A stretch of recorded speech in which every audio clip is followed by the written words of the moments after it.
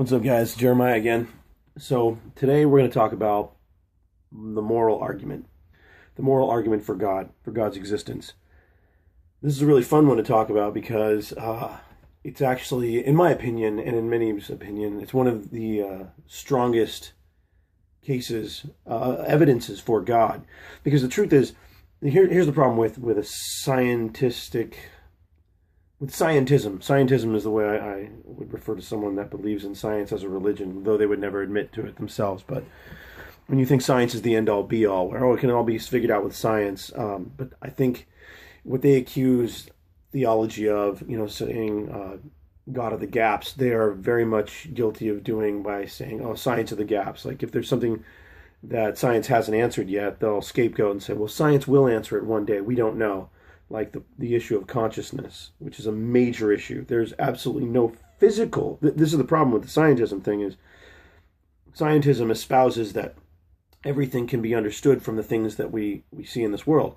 Now, I agree that there are many things, and a large majority of this reality that surrounds us can be understood through science and through the physical things.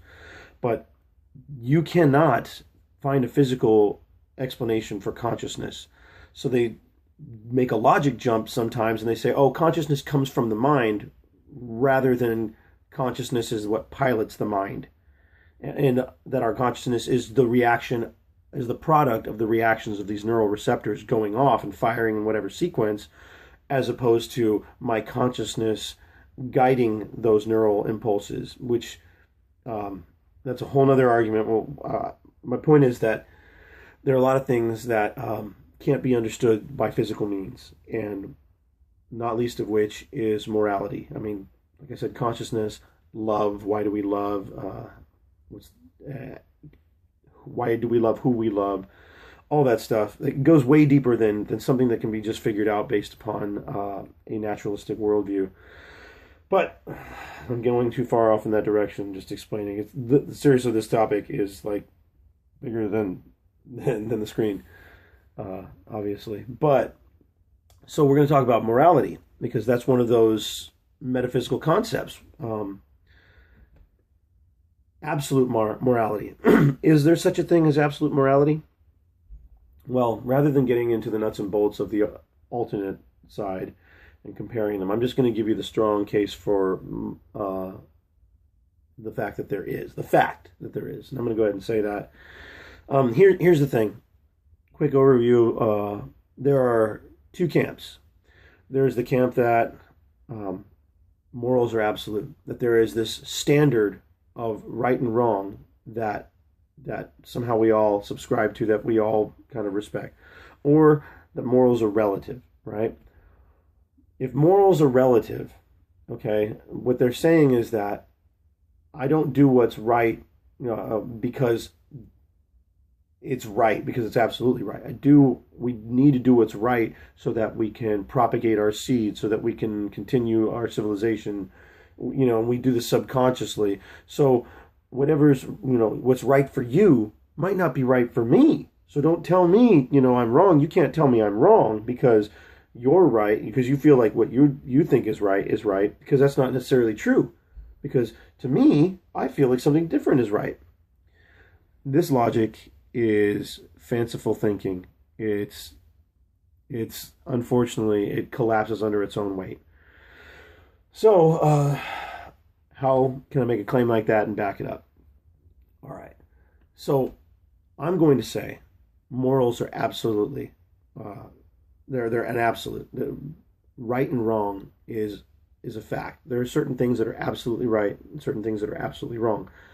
I cannot be the one to define them. I have absolutely no ability, being who I am. I cannot decide what my ultimate purpose is. I can decide what I want my life's goal to be. I can aspire to things, absolutely. I can choose my direction. That's part of my free will, praise the Lord, that we have free will. But ultimate meaning and purpose is not something that the object decides for itself. That's just not how it works. But anyway, let's get back to the before we go off down that road, which I will. So In the idea that morals are relative, then man becomes the measure of all things. So a man decides what's best for his own society or what's best for his own life. Then the question then becomes, which man? Are we talking about Hitler? Are we talking about Hugh Hefner? The argument collapses, and I know people don't like it when Hitler gets brought up, but I'm sorry, it's a staple. If morals were relative, then we have no right as a society, as the world, to say, hey, Hitler and what happened in Nazi Germany was wrong. What's wrong with that? There's nothing wrong with that. Why? Boy, don't. That's a soundbite right there. Don't soundbite me. But what would be wrong with that if morals are relative? Because he was doing what he felt was important for his civilization at the time. He was, in fact, doing moral relativism to the fullest. That's the logical outworking of moral relativism, is seeking what's best for one's own self. Now, here's the great contradiction. There has never been, in all throughout history, if you look at civilizations, what you'll find in all their moralities is that what will surprise you the most is how similar that morality has been across the board. And you've never, ever found a civilization that decides, hey, you know what's a good idea? Being selfish, being self-serving, and it's an honorable thing to rip somebody off. That's something of integrity. Yeah, that's a person I aspire to. Oh, wait a minute. I'm a little confused now, because that's what we're seeing in our society right now in America. We are hearing music and seeing movies, and people aspire to ripping other people off and getting over on one another. And that's a culture trend that's very alarming, because that is the product of moral relativism. But in all reality, as I'm saying it, you and I both know that that's not right. If I were to take a newborn child and take a sword to its head and cut it up in pieces, would you say that I'm wrong? You could actually get away with making some lame excuse and saying, oh, well, I wouldn't like what you'd done, but I couldn't say that it was actually wrong, that you had done anything wrong. Well, in all reality, I think you know in your heart of hearts that it's wrong, and that's why you would say, I wouldn't like what you had done. When you say, I wouldn't like what you had done, what you're actually doing is you're inferring your emotion. You're inferring that you have a feeling about it. And this is what I want to get to. This is the intangible metaphysical part. Built, created, designed within each one of us is a sense of right and wrong that we all ascribe to. That's why we say things like, share some of your orange with me, I gave you some of mine, or, oh, come on, tell me, it's only fair.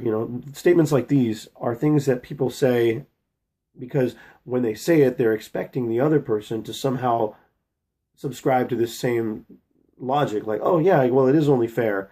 Yeah, I did share, okay. Now, boy, getting confused for a second. Going back to what I was just saying,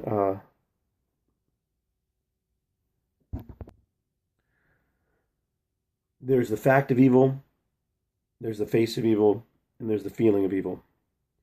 The idea of saying that morals are relative it attempts to do away with the fact of evil, because it tries to say morals are relative, it is not a fact. So evil is not inherently, things are not inherently wrong. You can choose what you like. There's the face of evil, where we justify, where things that look bad, like, and I'm going to bring up the big one, abortion.